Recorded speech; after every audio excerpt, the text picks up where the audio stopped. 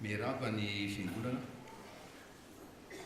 manona aminareo ny fahasoavana sy ny fiadanana avy amin'Andriamanitra raintsika sy Jesosy Kristy tompo. Jerentsika aloha ny Samoela voalohany toko fa 5:10 ravana. Samoela voalohany toko fa 5:10. Io no texte mena amin'izao alato maraina farany antony antsika ny loha hevitra hoe mihainoa teniny tompo. Dia hosingantsika manokana le andiny fa 3:20 riavana. Ary ty toroteny ty dia miompana amin'ny mazava-doza tsy fiainoana. Zava-doza ho an'ilay tsy miaino riavana sy mankatoza. Dia raha antsika mamaky ara ny andininy fa 3:20 un Psalme 15:23 ny anaran'i Jesosy, fa ny miodina dia toy ny heloka amin'ny fankatovana ary ny ditra dia toy ny manompo sampy sy terafimy, satria nandà ny tenin'i Jehovah ianao dia ny laviny tsy ho mpanjaka kosa. Le jereo nareo manaraka amin'ilay baibolinareo fa le dika teny diem eo amin'ny fa 3:20 dia manao hoe fa ratsy toy ny sikidy ny fikomina aminy, ary ratsy toy ny fanompo-tsampy ny tsy fanekena azy, koa satria nandà ny tenin'ny tompo ianao dia mba laviny kosa tsy ho mpanjaka intsony. Eo amin'ny andininy fa 3:20 hoe fa ratsy toy ny sikidy ny fikomina aminy. Second teny frantsay manao hoe rébellion. Le fikomina dia dikany second hoe rébellion. Ary ratsy toy ny fanompo-tsampy ny tsy fanekena azy. Baiboly protestante manao hoe ditra, ary second manao hoe résistance. Satria ny kioma ianao, satria naditra ianao, satria tsy naneky azy ianao, satria ny résistance ianao, satria rebelle aminy ianao nandà ny tenin'ny tompo ianao dia mba ho laviny kosa tsy ho mpanjaka intsony. Zava-doza riavana, zava-doza ty rébellion ty fikomina amin'Andriamanitra ty. Ho resahantsika io rehefa avy eo fa hiainga isika amin'ny asan'ny apôstôly 3:20. Asan'ny apôstôly toko fa 3:20.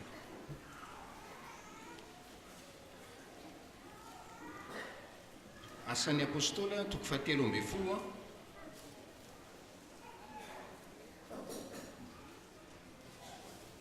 ny andininy fa 4:20 sy fa 5:20. Dia raha antsika mamaky zany raha sitraka reo 44 sy 45 minaran'i Jesosy, ary noho ny tamin'ny sabata manaraka dia saika tafangino avokoa ny tao an-tanàna rehetra hiaino ny tenin'Andriamanitra. Nefa ny jiosy kosa raha nahita ny vahoaka betsaka dia feno fialonana ka nanohitra ny teny lazain'ny Paoly sady teny ratsy. Reto jiosy lazaina hoe feno fialonana no iaingantsika riavana. Ty toriteny ty zany raha nytaninareo hoe inona ny toriteny tao hoe sotritiavana dia hoe resaka fialonana, resaka fialonana, resaka jalousie, resaka fialonana. Ny fahamarinana voalohany riavana dia zao: ny olona mpitana ny forme extérieure de la religion, zany hoe le mpandala na le mpitana le fomba mpivavahana ivelany eo imolotra, mbola hitantsika izany marika toko fa 7 amin'ny herinandro. Ny olona mpitana le forme extérieure de la religion no tratra ny fialonana ary mitoetra anaty fialonana.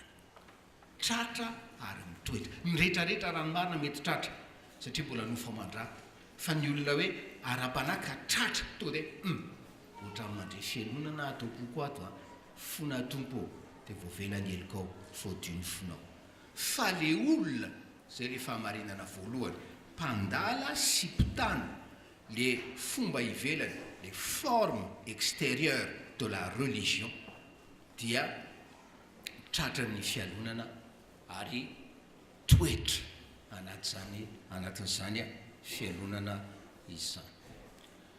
Ilaina veriavana ny mamaritra zany atao hoe fialonana zany, dia aka ohatra mampieritreritra somary mampime. Nidinika tamina tovolakarany zay taona vitsivitsy lasa zay, dia itovolahy io mpivarotra ho tsara lalànao, dia tantara izy hoe karana, zahay karana ange ozy izy, dia fampiala. Dia namaky tantara na tsy aron'izay dia namaky tantara anankiray avana. Nisy mpivarotra karana ohatran'ireo atsara lalànareo ozy izy tao amin'ilay tantara, tena fanao fasafasy mihitsy amin'ilay trottoir tey reo tsara lalànareo. Dia ny andro tokony andro le karana rola fampitazana, fampitsikilo, fandinika. Dia rehefa misy anankiray mahita client vaovao maraina dia mivoaka ny trano izy sehoseho mirearea amin'ilay amin'ny fasy miandra zay client voalohany hiditra ao zany. Dia rehefa hoe manana entana vaovao indray le ato, dia mialona le ato hoe oa taona azo entana vaovao taizany lazao reny sy tahak'izany. Dia nisy anjely indray mandeha seho tamin'le karana na mpivarotra karana anankiray, dia ozy izy, tena hitako io fonao io, tena hoe marary ny fialonana ale mpivarotra eo amin'ny fasinao io, fa zao mety venao fa anaty fahefako zany raha hoe meko vola be anao, fa zao fotsiny meko vola be anao fa le amin'ny fasinao kosa meko vola avoeny noho ny anao. Tsy namaly le karana. Dia ozy ihany le anjely,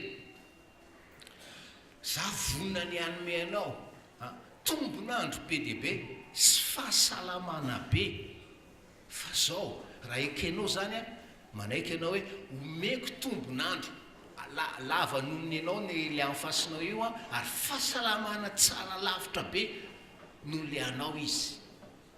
Tsy niteny any le ranamana. Dia ozy izy zao ary zao no angatahako aminao, ao piteo ty masoko anankiray ty tsy ahita intsony. Dia eritreritra amin'izay hojamba le en face.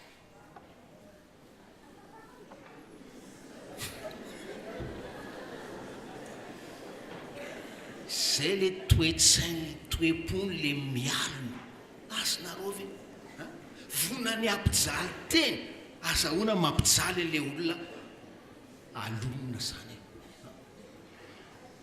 Hitako sarotsarotra ity tantara fa normalement réactif kokoa nareo amin'ny tantara fa tsy manino azonareo aleza. Zay le mazava-doza le fialonana, zay le fialonana ny fiarahamonina eo amin'le sehitry le asa. Fa eo mpivady arangery avany eo mpivady arange mifampialona ho an'izay nareo littéraire na nareo manana culture générale, misy mpanora écrivain zay anglisy Samuel Beckett, mpanoratra nalaza izy io. Dia indray mandeha tamin'ny 1969 nitranga le tantara, dia maneno ny telefônina ao an-tranony, maneno ny telefônina ao an-tranony, dia izy moa sahirana manoratra eo, dia lasa ramatoa namaly telefônina. Dia vao mipetraka le telefônina dia ozy izy le ramatoa, loza tena zava-doza. Dia ozy izy Samuel Beckett, fa misy inona, nahazo ny prix Nobel de littérature ianao, fialonana.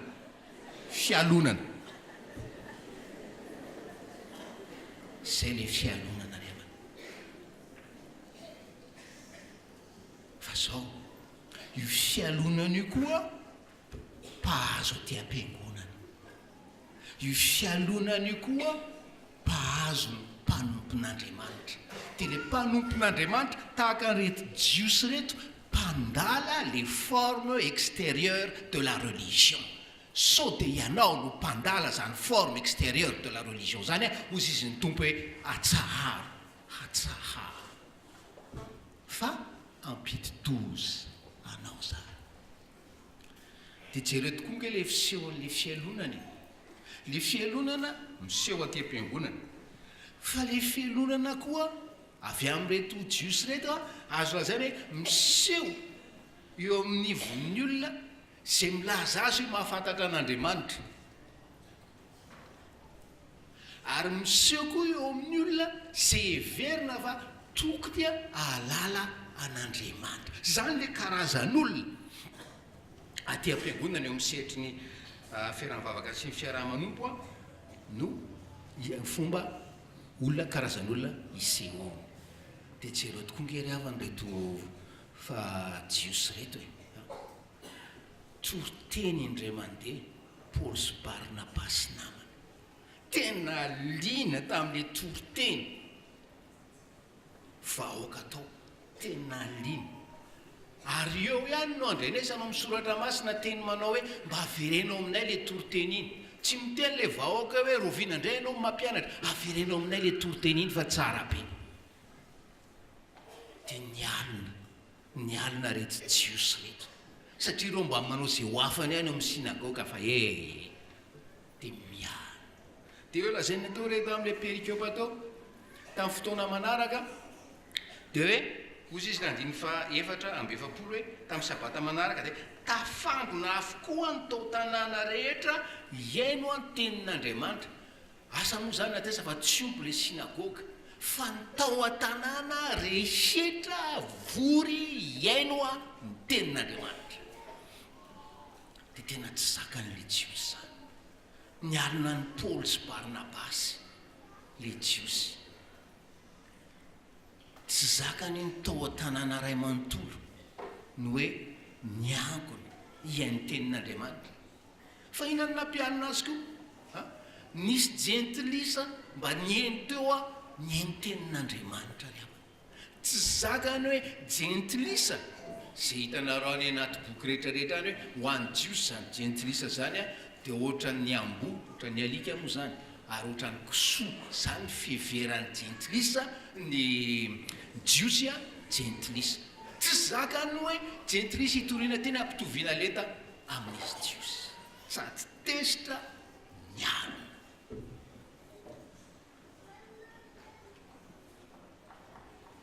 dinina ny nataony eo ambany masika eo amin'ny adiny fadimy amby efapolo nefa ny jiosy kosa raha nahita ny vahoaka betsaka de feno fialonana dinina ny ateraky le fialonana ry avana ka nanohitra ny teny a lazain'ny Paoly a sady a miteny ratsy ny zavatra rehetra ry avana de hoe miteraka arak'izay nanaovana azy raha olona de miteraka olona raha saka de miteraka saka zany toe-po sy toe-panahy zany hoe feno fianona zany de miteraka fanoerana ary miteraka fitenenana ratsy le fitenenana ratsy hoe blasphème tsy soa azo amin'izany hoe fanoerana tenin'Andriamanitra fanoerana mpanompon'Andriamanitra mitorantona tenin'Andriamanitra fitenenany ratsy amin'Andriamanitra zany ary araka ny tenin'ny apôstôly Paoly tamin'ny mbola atao anatin'ny fahajambany ara-panahy sy ny avinavim-panahy tahaka nyreto jiosy reto zany no heveriny hoe tena hoe fahamarinana sy fanompona an'Andriamanitra velona fanoerana an Jesosy fanoerana tenin' Jesosy io sika ry havana mila mandiniteny ny olona fen'ny fanahy de mitily zay mety hoe tsy mika fialonana de manetry teny de miaiky de Andriamanitra manongotra n'izany Andriamanitra manadio ny finao Andriamanitra mamela ny heliko fa rehefa tsy zany no ataonao de hitoetra amin'izany a toepo feno fialonana zany ianao. Ary ny zava-doza dia zao, tsy janona amin'izay fanoerana kely fotsiny ianao, tsy janona amin'izay fanoerana kely fotsiny ianao, fa tsy hanaiky ianao raha tsy takan'ity Paoly sy Barnabasy ity, tsy hanaiky ianao raha tsy voaroaka io mpanompon'Andriamanitra izay aloninao ka toerinao sy tenenanao ratsy io. Mahavariana ry havana le teny grika manko amin'le hoe fialonana na jalousie. Le hoe fialonana na jalousie amin'ny teny grika dia hoe zélos, zélos, na mela teny frantsay hoe zèle, hafanapo, fahafitrena. Misy olona zany rehefa mitoetra ao anatin'ny fialonana izy dia tena mafana fo, mavitrika amin'izany fanoerana zany, mavitrika amin'izany fitenenan-dratsy zany, dia tsy asoa azy zany. Ary tsy avelany ho afabela mihitsy le mpanompon'Andriamanitra. Inona no nataony? Manohitra ry Paoly sy Silasy no le fialonana, miteny izy dia manohitra. Zay le teny grika eo mantsy. Eo am-pitenenana Paoly sy Silasy no manao teny fanoerana izy. Za zany ohatra ny mitohy teny ety dia misy olona manao teny fanoerana. Zay le zavatra nitranga ry havana. Adinona zavatra nataony?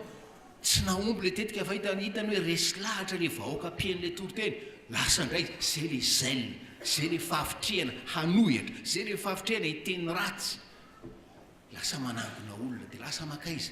Lasa nandeha nanantona ireo vehivavy vatiny manakaja, zanaky ny manakaja sy ny zanaky lehibe. Rehefa tsy mahomby amin'ilay fitandremana ianao, asa ianao makany vady manakaja sy ny vady lehibe. Zava-doza ry havanao, ampitandremin'ny tombo atsika, ampitandremin'ny tombo atsika. Io fo misy fialonana io, izay tsy hanao fa tsy miteraka fanoerana, miteraka fitenenan-dratsy, miteraka fandroana mpanompon'Andriamanitra. Zay ny fahamarinana voalohany. Ny olona mpandala ny fombafomba mpivavahana ivelany, ny olona mpitana zay hoe forme extérieure de la religion.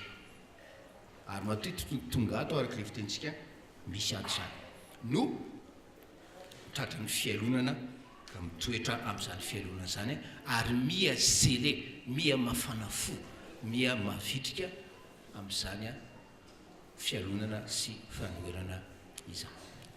Fahamarinana faharoa dia zao ry havana, zava-doza io fialonana io, zava-doza io fialonana io, satria mety ahatonga hatramin'ny famonoana, ary mety ahatonga koa hatramin'ny famonoana tena.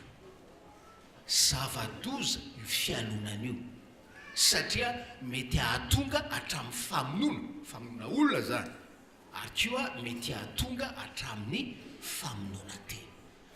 Saoly nyresahany eo amin'ny Samuela voalohany 10:20 dia inge jerentsika ny vokatry ny fialonana ao amin'ny fiainan'ny Saoly, anamarinana zany hoe zava-doza ny fialonana, satria mety ahatonga hatramin'ny famonoana.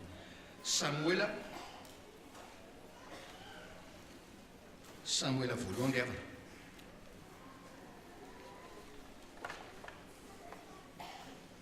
toko 7:20. Jereo le fialonan'ny Saoly ary fialonany any Davida.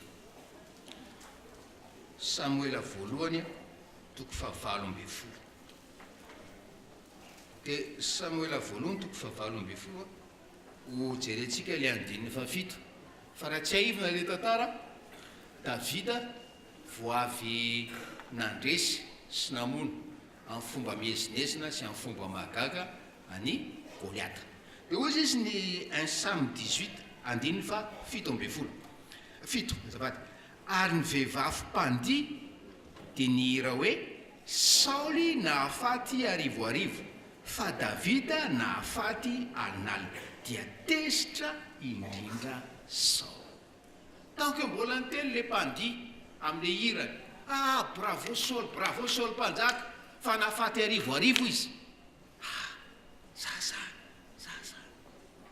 fa rehefa miteny amin'izay le mpandihy fa bravo David izy nafaty alinalina dia tezitra indrindra Saul tezitra Saul zay le fialonana riavana zay le fialonana inona ny zavatra mitranga inona ny zavatra mitranga ao amin'le fo feny fialonana andininy fafolo andiny fasivy aloha mampime aty tamina maky aty ary Saoly hatramin'izany andro zany dia nangarika ny Davida tandremo ny fangarika manompoko zao nangarika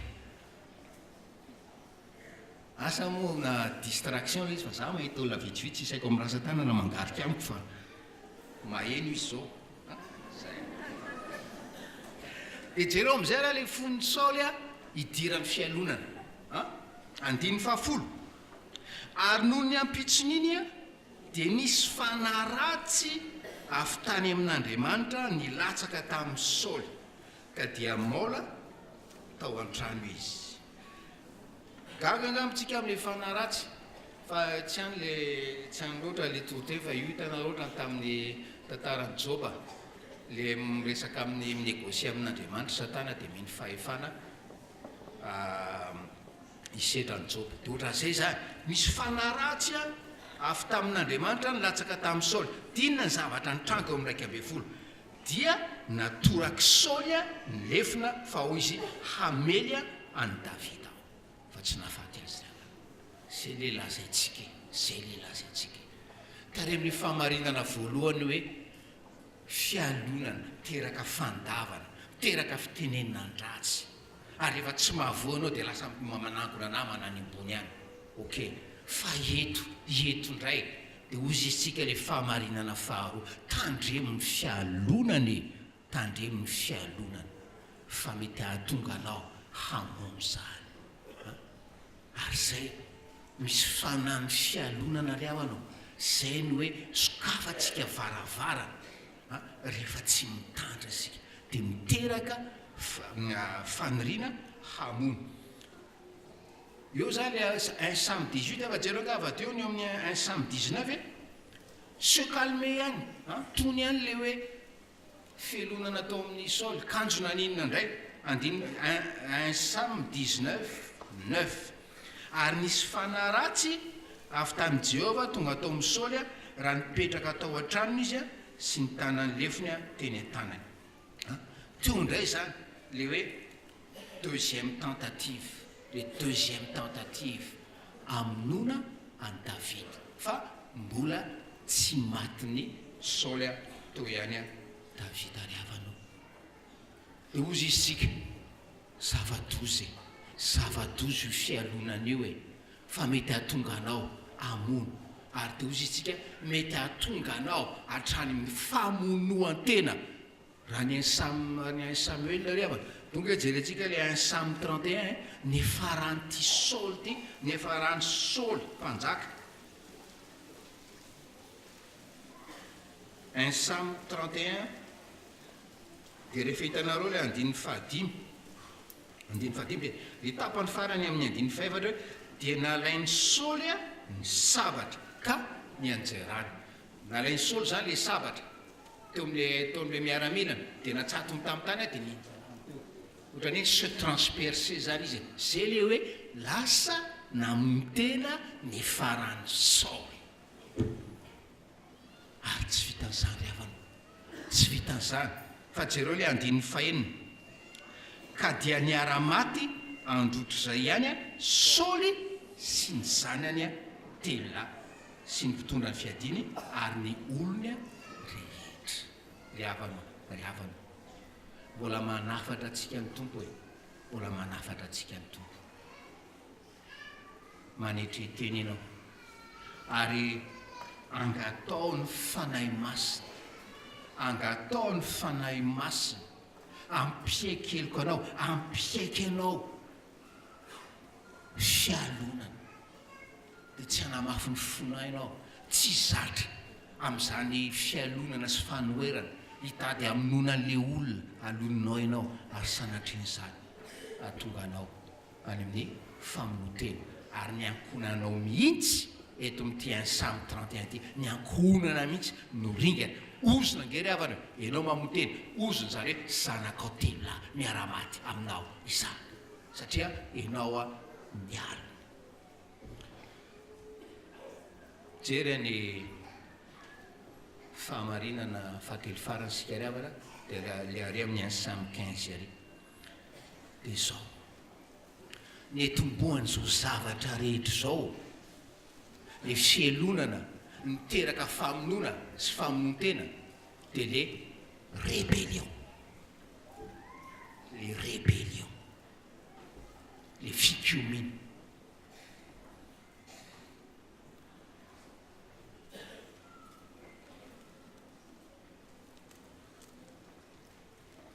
un Samuel 15 de raha antsika mamaky revana 22 sy 23 ny anaran'i Jesosy fa hoy Samuel sitraky Jehovah moa ny fanatitra dorana sy ny fanatitra hafa ratsadra mihoatra noho ny miaino a ny feon'i Jehovah ny manaraka no tsara no ny fanatitra ary ny miaino no tsara no ny sagoran'ondro lahy fa ny miodina de toy ny heloka amin'ny fakatovana ary ny ditra de toy ny manompo sampy sy terafimy satria nandany teny Jehovah ianao dia ny laviny a tsy ho mpanjaka kosa miteny ianao zay efa tsy makany mpisikity zany tsony na tsy nakany mihitsy zay hatramin'izay zay tsy manompo samby zany tsy mikaraza ya fa ianao mikiomy amin'Andriamanitra io ianao maditra io ianao mirezista io ianao rebelle io manao fahavetavetana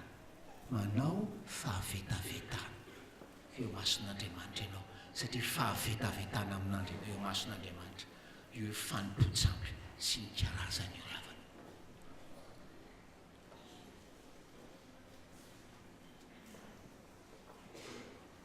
ny olona ravano rebelle de satria rehefa zoina izy de feno avonavo-po ary omban'ny fiheverantena ho zavatra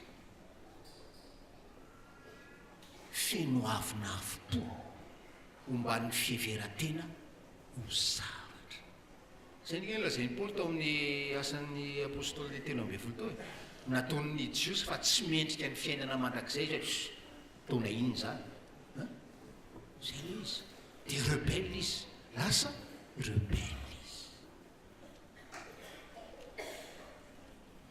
mahavariana le rébellion eto amin'ny un Samy 15 eto mihina fa nareo sekoly lahy de mahay azy daholo niady tamin'ny Amalekita Saoly nandresy ny Amalekita Saoly ny tenin'Andriamanitra de hoe aringana atao fongana tanteraka reo Amalekita reo c'est le voué à la terre atao voringana tanteraka zay ny tenin'i Jehovah naninona ny voakilasy hoe rebelle naninona ny voakilasy hoe rebelle Saul satria tsy naringana ny Amalekita tsy naringana mpanjaka ny Amalekita ary teo amin'le osy teo amin'le ondry le osy le omby ny Amalekita fantenany zareo zay tsara ary nataony fanatitra ho an'iza ho an'i Jehovah so anao mieritreritra hoe ka io nge pastera zavatra tsara kosa hoe de hodorana any zavatra tsara ohatran'izany hoe de atao inona ary le izy nge nataony ho an'Andriamanitra rebelle ianao tompoko rebelle ianao tsy hevitra no antanina fa nytenenina aminao hoe ankatova ianao sa tsy ankatova irezista ve ianao sa tsy irezista anaiky ve ianao sa tsy anaiky misy lozika eny nge ny Saoly fa tsy lozika zao tontolo zao na le fahendrena hafa no andrasana amintsika fa le hoe mankatòa tenin'Andriamanitra de jereo nge rehefa andeha n'le tantara hoe zava-dozy ty rébellion ty de ozy izy le andininy fa 7 amby folo amin'ny anaran'i Jesosy de hoy Samuel na dia noheverinao kely aza ny tenanao moa tsy tonga alohan'ny firenen'i Israely va ary Jehovah nanositra anao ho mpanjakan'Israely Jehovah nanositra azy fa zao eo amin'ny andininy fahinana amby roapolo fa hoy Samoela tamin'ny Saoly tsy hiverina aminao aho fa ianao efa nandà ny tenin'i Jehovah ary Jehovah kosa efa nandanao tsy ho mpanjakan'ny Israely intsony. Ianao ry havanao, zana ianao mandà ny tenin'Andriamanitra, mirebelle amin'ny tenin'Andriamanitra, mirebelle amin'ny fandaminam-piangonana, andanao Andriamanitra.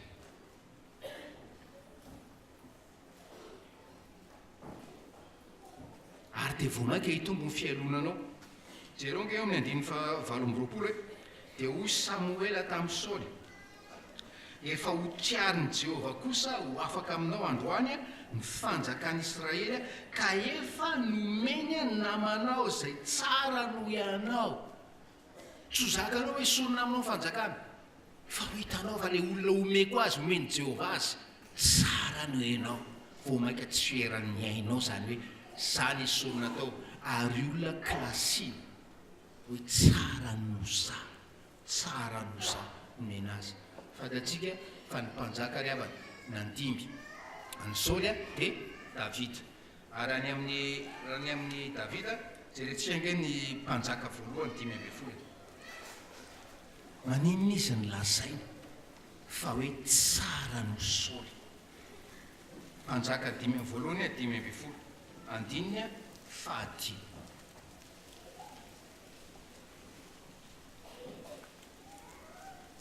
Ny anaran'i Jesosy, satria Davida nanao zay mahitsy eo mason'i Jehovah ka tsy nivily niala tamin'izay nandidiny azy tamin'ny andro rehetra ny ainany, afatsy ilay tamin'ny Oria Edita ihany sy le Betsabe zany, Batseba zany. Zay le izy ny ary tsara no Saoly satria mialatsina ny tevina-tsay hoe nampiseho loyauté tamin'Andriamanitra, nampiseho fidélité tamin'Andriamanitra. Ry havanao, tady fiangonana loyal, tady fiangonana fidèle amin'ny tenin'ny Andriamanitra amin'ny somaraiza. Zany tetavo tsy mpivavaka amenitra ny fiangonana isana lahady fotsiny, fa mpivavaka loyal sy fidèle.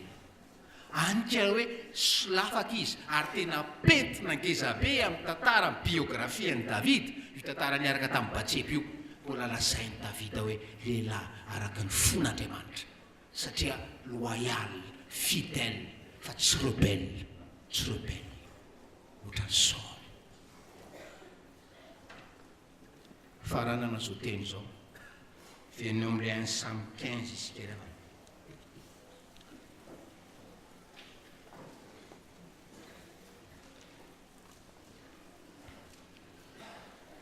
Dia ozy izy ny soratra masina amin'ny 5:20. Rehefa niteny zany Samoely nandanao Jehovah. Dia hoy 5:20, dia hoy Samoely tamin'ny Saoly, efa notriarin'i Jehovah kosa ho afaka aminao androany fanjakan'i Israely. Efa notriarin'i Jehovah kosa ho afaka aminao fanjakan'i Israely. Faranana zao teny zao ihany. Ary zao no fampietreretana ho antsika. Rehefa mijery ny fiainan'ny Saoly sy Davida, raha ny alava-potoana dia tena mitovitovy amin'ny tsika. Ozy izy mpandinika Saoly niaina 20 taona dia tian-tany, Davida niaina 70 taona, mitovitovy amin'ny tsika zany. Fa tsy ohatrany any amin'ny testamenta taloha ry Adama hoe 930 ans Adama vao maty, na le hoe Mathusalem Métusela 969, fa ty tena mitovitovy amin'ny tsika. Fa ina ny tiana hiaviana ry havanao? Mandritra n'izay 70 taona na 20 taona andalovantsika ety an-tany izay no hanomanantsika ny mandrakizay antsika. Galaty 5 mitanisa ny asan'ny nofo ny apôstôly Paoly, dia mitanisa izy anty fialomana ity zay tsy hidirana ozy izy, zay tsy andovana ny fanjakan'ny lanitra, tsy hiditra ny fanjakan'ny lanitra ianao raha mitoetra amin'ny fialonanao io, hitoetra amin'ny fikominao io, hitoetra amin'ny rebellionao io, tsy hiditra ny ianao ry havana. Dia rehefa mandinika ianao, inona ny soa azonao? nakafianao nahita fianao nanohitra ny teny ratsy mpanompon'andriamanitra nandoka mpanompon'andriamanitra zay ny nataonao mameno ny fiainanao mandritra ny fitopolona 20 taona sy hiditra ny an-danitra ianao ry havana ary araka ny teniny soratra masina eto alohany akanisanao any miselo sy any farimy rehetra afo alohany akanisanao any hotriarin'andriamanitra ny fiainanao hotriarin'andriamanitra tokantranonao hotriarin'andriamanitra ny ankonanao ary rehefa tsy tonga saina amin'izay ianao rehefa tsy tonga saina amin'izay ianao mino ianao fa tsy handova zany fiainana mandrakizay zany ho amin'ny fahasoavan'ny tompo amen.